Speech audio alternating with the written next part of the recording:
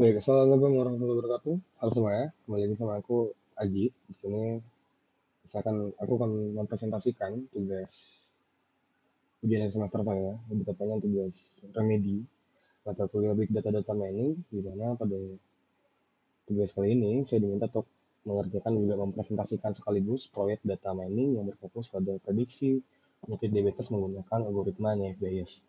Proyek ini sangat krusial dikarenakan dalam dunia medis, deteksi dini dapat menyebabkan banyaknya apalagi karena bahwa diabetes adalah penyakit yang cukup berbahaya. Oke, sebelum kita bahas terkait dengan codingan di sini, aku mau ngajak teman-teman buat baca terlebih dahulu terkait dengan peraturan-peraturan yang ada di soal seperti apa. Em, jadi di sini aku nama aku Fajar Febriansyah dengan nomor 2111443 dari program studi S1 Informatika Fakultas Ilmu Komputer Universitas Andalas Jakarta. Di sini saya akan mengerjakan ujian remedial semester ganjil mata kuliah Big Data dan juga Data Mining. Untuk dosen pengampu sendiri, nama dosen saya adalah Ana Baita Mkom. Jenis ujian online dashboard, sifat ujian terbuka, penggunaan widget dan kalkulator diizinkan. Waktu pekerjaan sekian menit. Lalu untuk petunjuk pengerjaan berdoa terlebih dahulu, mengerjakan soal secara individual atau sendiri, lalu plagiarism. Plagiarism sama dengan 0. Untuk soal sendiri itu ya, aku diminta, kita diminta di sini untuk membuat sebuah model prediksi untuk menentukan apakah seseorang terkena diabetes atau tidak. Dengan ketentuan A menggunakan datasheet berikut, oke yang datasheet sudah aku download di sini. Jadi ini datasheetnya, ya. Di datasheet ini, oh kita bisa cek berapa jumlah seluruh data yang ada di datasheet. Kalau di sini sih harusnya ini ada 499 data di kelas satu ini. Oke, pada di sini itu ada beberapa kolom yang menjelaskan terkait dengan beberapa hal juga. Sini nanti aku jelasin aja isinya apa-apa aja. Lalu untuk berikutnya itu adalah proses mining wajib menerapkan kaidah tahapan dari data mining mulai dari processing sampai dengan metric evaluation menggunakan model if Bayes.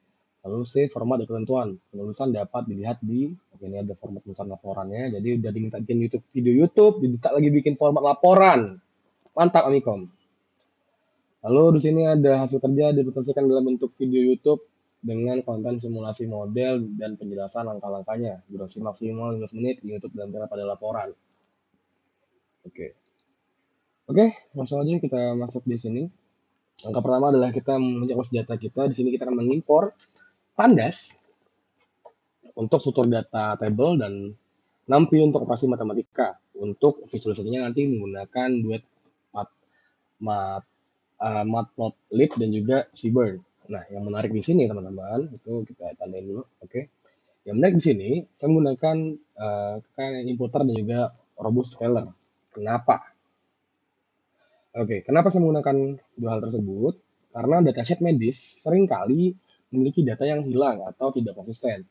Robust scaler dipilih karena ia menggunakan data median range interkuartil sehingga model kita nantinya tidak akan pusing jika ada data yang dinilai sangat ekstrim atau jauh dari rata-rata. Oke, itu aja dulu. Oke, pemutaran karena harus diperagakan. Berikutnya kita sudah bisa dirun. Berikutnya kita di sini masuk ke dalam pembacaan datasheet tadi. Datasheet udah download ini, itu udah kita upload datasheet di sini udah ada tuh di bawah di upload. Terus di sini kita coba cari datasheet ini, itu kita baca, kita run. Kita buat sebuah datasheet bernama data underscore diabetes CSV. Data ini memiliki kurang lebih 499 baris jika kita perhatikan dari hasil D-info. Oke, jadi untuk mengetahui informasi dalam datasheet ini tadi ya, itu kita menggunakan ini df.info ini untuk mengetahui informasinya. Nah, di sini tuh udah ada tuh nih range index, berapa entry, seperti itu kan. Jadi di sini ada kurang lebih 499 baris data Nah, lalu tapi data ini cukup lengkap secara struktur ya, secara struktur, namun kita perlu melakukan pemeriksaan terlebih dahulu melalui DF Describe seperti itu. Oke, di sini kita coba untuk menampilkan, oke, kita coba menampilkan 5 data teratas yang ada di dalam datasheet ini. Oke, setelah kita tampilkan 5 data teratas, kurang lebih dengan DF head itu muncul lah. Nah, tapi perlu diperhatikan di sini tuh masih ada beberapa tantangan di mana secara statistik kita lihat ada nilai minimum 0 pada beberapa kolom, gitu kan. Seperti gluko, seperti di sini ada beberapa insulin dan sebagainya gitu kan. Itu masih ada beberapa nilai nol yang mana secara medis itu nggak mungkin, gitu kan. Seorang nggak bisa memiliki tekanan darah nol, tapi dia tetap hidup. Nah, itu kan nihil banget dan nggak mungkin banget, mustahil lah istilahnya. Nah, lalu ini menunjukkan bahwa adanya angka nol tersebut sebenarnya adalah missing value ataupun data yang hilang yang tidak tercatat, bukan bukan nilai nol yang sebenarnya. Nah, jika kita membiarkan angka nol ini, pastinya nanti prediksi model kita akan kacau dan juga nggak akurat seperti itu. Oke, berikutnya coba kita masuk ini putaran dulu tadi putaran. Oke ya. Oke, kita masuk ke bagian processing. Oke, di sini kita menggunakan df dot is null untuk menentukan pengecekan missing value di sini. Dan juga di sini sudah tidak aku jelasin lagi ya. Ini terkait dengan tadi ada penilaian nol. Nah, ada solusi untuk mengatasi masalah tadi. Jadi solusinya itu adalah pertama kita mengubah semua angka 0 itu menjadi yang nggak masuk akal menjadi NaN atau not a number. Oke. Jadi di sini kita ada NaN ini, kita coba ubah seluruh data yang ada pada sheet yang berupa nilai 0 atau angka 0 itu menjadi NaN alias not a number. Dengan begini, sistem Python yang kita gunakan di sini tahu bahwa bagian tersebut itu ya udah kosong aja. Namun daripada menghapus bagian kosong tersebut yang mana akan mengurangi jumlah data yang kita punya secara signifikan banget ya, kita menggunakan teknik KKN importer. Nah, jadi ini coba kita ubah dulu kan. Jadi aku bahaskan di bawah di sini. Oke, ini udah itu. Oke, terus untuk mengecek lagi apakah buat nilai 0 itu udah ganti jadi NaN atau belum. Itu kita coba run di df head 5. Ini kita coba melihat 5 baris paling atas gitu kan. Oke, sudah dilihat bahwa tadi kan di sini masih 0, lalu yang di sini itu sudah menjadi NaN atau sudah diubah menjadi not a number. Oke, kemudian di sini sudah tadi dijelasin bahwa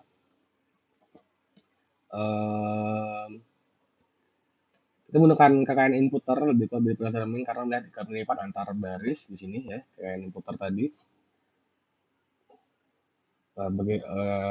Kalau ada nanya bagaimana sih cara kerjanya, jadi algoritmanya ini akan lihat karakteristik pasien tersebut. Misal, jika seorang pasien memiliki data BMI yang hilang, komputer akan mencari 5 orang lainnya yang memiliki umur dan kadar gula atau glukosa yang mirip, lalu diambil tuh rata-ratanya, diambil rata-rata BMI mereka untuk mengisi kolom yang kosong tadi. Ini jauh lebih cerdas ataupun jauh lebih enak, lebih gampang, lebih mudah, dan juga akurat daripada sekedar mengisi nilai-nilai rata-rata seluruh data yang kita punya atau seluruh populasi seperti itu. Oke, sudah. Sekarang kita masuk ke bagian daftar kolom yang akan dicek. Oke, jadi di sini ada pembatasan kolom. Jadi dari 9 kolom, kurang lebih tadi ada 9 kolom ini, itu yang akan kita cek itu hanya ada di beberapa kolom saja. Yang ini di kolom pregnancies, glucose, blood pressure, thickness, insulin, BMI, diabetes predictive function, dan juga umur. Oke, di sini ada pengecualian teman-teman. Pengecualian targetnya itu adalah pada target outcome yang tidak kita gunakan. Oke, berikutnya kita masuk ke bagian visualisasi menggunakan blockplot. Oke, kita coba visualisasikan menggunakan blockplot. Teman-teman bisa lihat bahwa setelah ini kita run. Oke, aku sempat dulu Pak. Yang tadi ini udah di run. Kayaknya coba kita run lagi. Oke, nah di run, terus ini juga apakah sudah bisa di run, ini. Oke, bisa. Ini kita run lagi ya, untuk visualisasikan. Jadi, kepada teman-teman sekalian, kita masuk ke dalam tahap visualisasi menggunakan Blockplot. Teman-teman bisa melihat titik-titik hitam di luar garis kumis pada grafik ini. Ada titik-titik ya, ada titik-titik, ini ada 3, ada 2, dan bla bla bla. Itu ataupun titik-titik hitam tadi itu yang ada di luar garis kumis ini itu disebut dengan outlier atau penyicilan. Misalnya ada data pada insulin. Nah, insulin ada pasien memiliki nilai sangat tinggi jauh di atas rata-rata dalam statistik outlier bisa menjadi informasi berharga. Tapi bagi algoritma tertentu, outlier biasanya menjadi noise yang mengganggu performa dalam mengerjakannya. Lalu codingan ini saya menerap pada codingan berikutnya ini ya. Kita akan mengecek jumlah outlier secara statistik menggunakan IQR.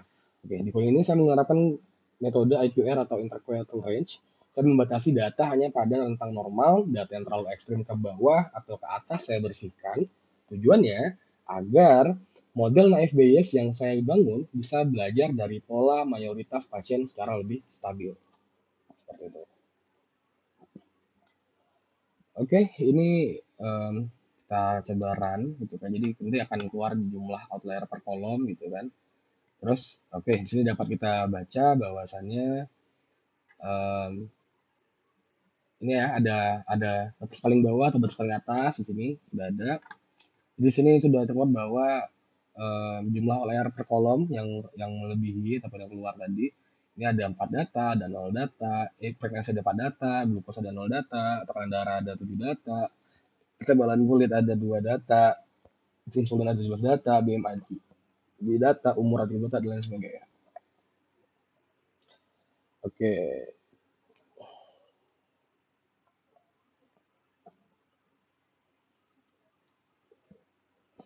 Oke.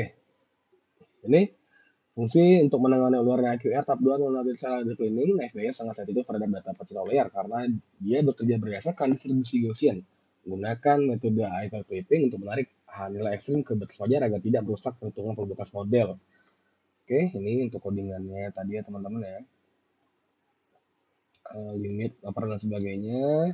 Nah, tadi ini diganti tadi yang sudah aku sebutkan.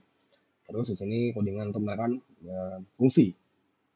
Oke, berikut ini untuk kita coba cek lagi terkait dengan kita coba menghitung outlier, hitung data outlier-nya ada berapa. Itu ketika kita coba run di codingan ini beneran ya, ini kita run bisa tahu nggak? Oke, ini juga kita run. Baik, jadi setelah kita tadi benahi itu sudah lihat ya bahwa tadi ada nilai yang terlalu tinggi atas ataupun bawah itu kita benarin. Maka pada hasil setelah di coding ulang tadi itu menunjukkan hasil bahwa hasil pengecekan ulang layar itu sudah rata-rata 0 semua. Oke. Berikutnya itu ada data splitting. Jadi di data splitting itu data splitting itu untuk data splitnya ada 80% train dan juga 20% tes lalu untuk strateginya agar komposisi kelas seimbang. Lanjut ada data gitaran di sini. Oke, masuk ke dalam sebenarnya aku jelaskan bahwa masuk ke dalam tahap machine learning, data yang saya bagi menjadi 80% untuk di training atau belajar, dan juga 20% untuk testing atau diuji. Mengapa perlu dipisah? Agar kita tahu apakah model kita itu benar-benar pintar dalam ataupun bisa memprediksi data baru, bukan hanya sekedar menghafal data-data yang lama. Seperti itu. Oke, lalu itu juga melakukan scaling karena satuan tiap kolom itu berbeda-beda, ya ada satuan kehamilan, ada juga ratusan kayak insulin dan sebagainya. Kita harus menyamakan penduduk skalanya agar model tidak menganggap angka yang besar secara otomatis lebih penting. Dengan robust scalar, semua data yang berada pada rentang yang sebanding tanpa dipengaruhi oleh kecilan yang tersisa. Jadi ini robust scalar lebih tahan terhadap sisa layer dibandingkan standar scalar. Robust scalar juga lebih tahan terhadap data kecilan, ya. Penyebaran. Oke, lanjut kita ke bagian yang modeling.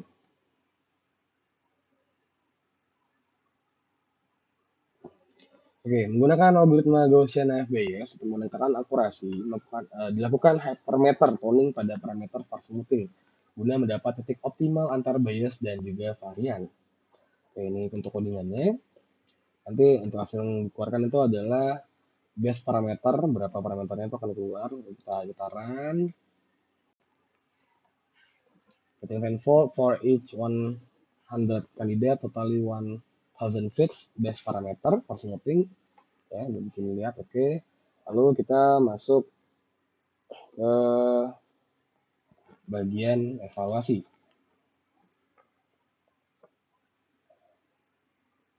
Oke, di bagian evaluasi ini kita coba di sini untuk kalimatnya meminta untuk mengetahui akurasi data tes, terus classification laporan klasifikasi, base for smoothing, gitu kan. Coba kita running di bagian sini, di bagian evaluasi. Oke, sudah. Kita udah bisa melihat bahwa precision, recall, event score, juga supportnya bagaimana. Sini kita lihat bahwa akurasi data tes itu menunjukkan di 69%. Aku lupa ini kayaknya ada yang kurang, tapi udah mana ya? Nah, di kemudian aku sedang kurang, tapi kita lanjut aja, nggak jadi masalah. Oke, udah kita running. Lalu kita coba untuk divisualisasikan. Oke, kita mencoba, di sini kita coba dulu bahwa cukup apa ya, tempat ininya, flagshipnya ini itu cukup lebar agar tiga gambar di bawah itu nggak saling tabrakan. Karena kita akan coba mengeluarkan beberapa visualisasi berupa convection matrix, terus juga ROC curve, juga terus ada block plot check akhir. Lalu di sini udah ada semua. Jadi ini untuk yang tabel conversion matrixnya itu udah ada di sini. Nah, itu untuk ngeset judul, ngeset text label, layer label. Jadi ini di sini X, Y, dan sebagainya. Ini akurasi model, aktual, juga prediksi. Ini lalu ini ada proxy curve. Ini juga sama untuk yang di set. Ini kan cuma warna-warna doang. Terus ini set itu ada kemampuan klasifikasi, itu false positif, true positif, lower positif.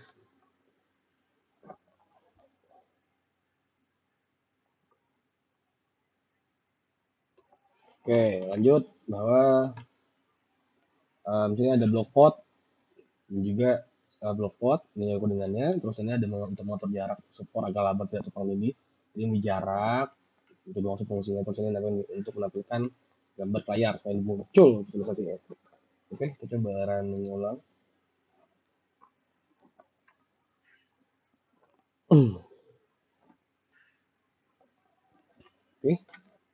Oke, kalau udah.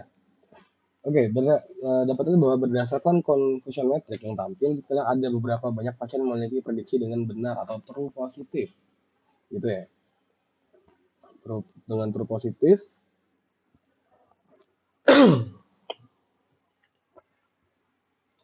dengan true positif juga true negatif. Ulangi, berdasarkan confusion metric yang tampil, kita bisa lihat ada beberapa banyak pasien yang berhasil diprediksi dengan benar. Ini true positif dan juga true negatif. Dan di mana model masih melakukan kesalahan. Seperti itu. Oke. Sebagai tambahan, di sini saya membuat fitur analis top 5 probabilitas atau kemungkinan. Dengan ini menyaring pasien menurut model memiliki peluang paling tinggi terkena diabetes. Oke. Ini untuk codingannya kita coba cari bahwa pada data aktual dengan probabilitas diabetesnya, walaupun nanti akan keluar ya di short mau nilai kemungkinan diabetes paling tinggi. Ini adalah 5 data atau 5 orang yang memiliki kemungkinan paling tinggi terkena diabetes. Oke, kita lihat contoh pada pasien atau pada data nomor 247, probabilitasnya sangat tinggi karena glukosa dan juga BMI-nya jauh di atas normal.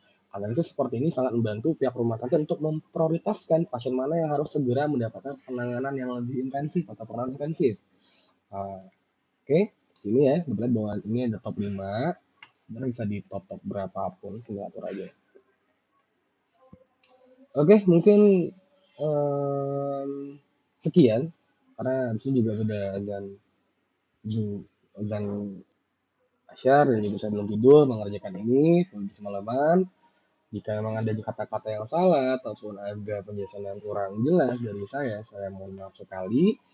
Em, Sebagai informasi bahwa ini adalah tag kedua kalinya saya tag video mata kuliah ini. Karena tadi tag pertama sudah tidak ada video, ada videonya tapi tidak ada audionya. Jadi harapannya di tag kedua ini itu sudah selesai, nggak ngulang-ngulang lagi karena cukup lama ya, satu video kan 15 menit. Oke, sekian yang dapat saya sampaikan. Tanpa lebih lama lagi, saya tutup. Wassalamualaikum warahmatullahi wabarakatuh. Semoga nanti bisa dapat nilai yang memuaskan dan juga nilai yang sempurna.